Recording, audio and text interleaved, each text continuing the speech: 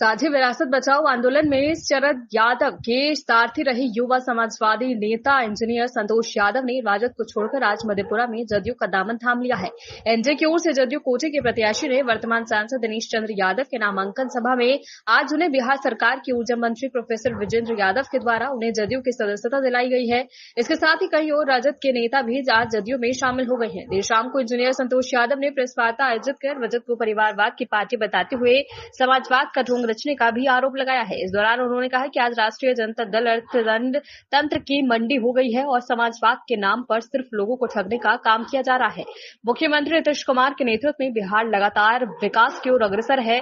आज के समय में अगर समाजवादी नेता नीतीश कुमार जी हैं और उनके सामाजिक विचारधारा से प्रेरित होकर हमने जनता दल यूनाइटेड का साथ चलने का मन बनाया और आज उत्तर बिहार के विश्वकर्मा कहे जाने वाले ऊर्जा मंत्री प्रोफेसर वीरेंद्र प्रसाद यादव के हाथों सदस्यता ग्रहण करने का अवसर प्राप्त हुआ है।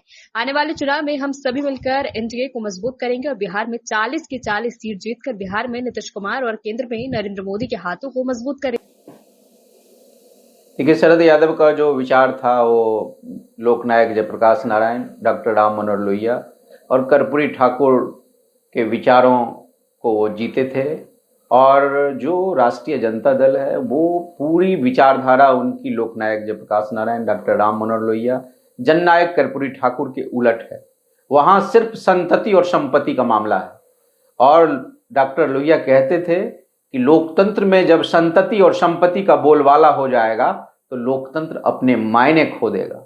इसलिए आज वो एक मंडी हो चुका है राष्ट्रीय जनता दल, जहाँ सिर्फ वंशवाद और पैसे का बोलबाला है। और ऐसे समय में जो जनता दल यूनाइटेड है, नीतीश जी का जो नेतृत्व है, विजेंद्र बाबू का जो नेतृत्व है, कोसी के इलाके में और समाजवादी नेता हैं, उनके प्रति हम लोगों की गहरी आस्था है।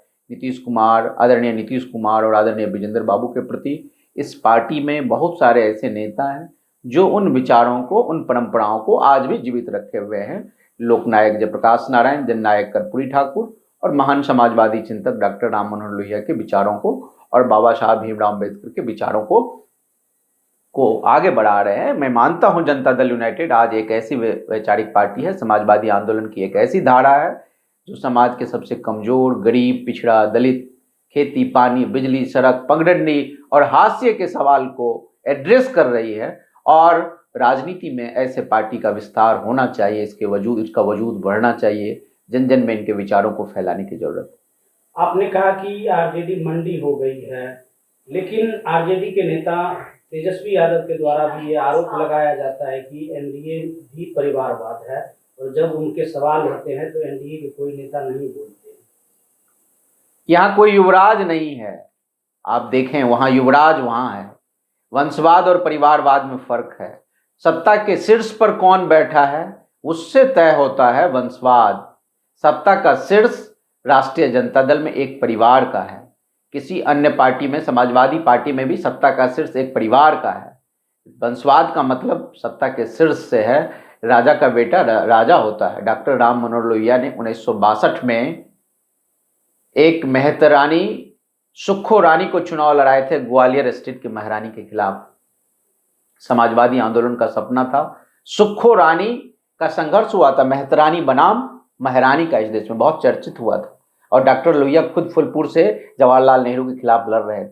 डॉक्टर लोहिया ने माना कि मुझसे ज्यादा अहम चुनाव है सुक्खो रानी का, क्योंकि इस जनतंत्र में पहाड़ से टकराना जरूरी होता है। बड़े बड़े राजा रजवाड़ा जब इस देश में खत्म हुए तो लोकशाही आया और आज फिर एक नए तरह का राजा रजवाड़ा, गरीब पिछड़े के नाम पर एक नए तरह का राजा रजवाड़ा का निर्माण हो रहा है। ये दुखद है। समाजवाद के नाम पर, सामाजिक न्याय के नाम पर, क्या सामाजिक न्याय का मतलब पति पत्नी बेटा बेटी होता है? यही है सामाजिक न्याय।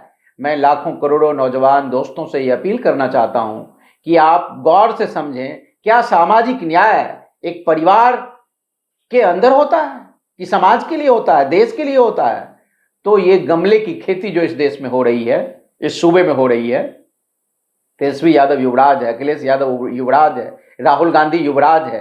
लोकतंत्र में युवराजों का कोई महत्व नहीं होता, उसका कोई मतलब नहीं है। इसीलिए ये सारी पार्टियां अभिशप्त है मिटने के लिए। मधेपुरा में आपने जदयू की सदस्यता ली है और आगे चुनाव है, आज नामांकन भी हो गया है। क्या लगता है कितना मजबूत होगा मधेपुरा एनडीए? यहाँ बहुत भारी मतों से, रिकॉर्ड मतों से दिनेश बाबू जीतेंगे और इस इलाके में तमाम जो जनता दल यूनाइटेड और एनडीए का जो सीट है सारा पहले से भी है और फिर मजबूती के साथ जीतेगी, तमाम सीटों पर पार्टी जीतेगी। इसलिए कि सरकार का जो कार्यक्रम है, सरकार की जो नीति है, नेता का नीति और नियत महत्वपूर्ण होता है। तो नीति और नियत में साम्य है। नीतीश कुमार, आदरणीय नीतीश कुमार जी, विजेंद्र बाबू के नीति और नियत में साम्य है और ये बहुत जरूरी है। नेता का नीति कुछ हो और नियत कुछ हो, वहां नीति कुछ है, नियत कुछ है। इसीलिए मैं मानता हूं रिकॉर्ड मतों से बिहार में विजय होगा एनडीए का, भारी मतों से लोग जीतेंगे।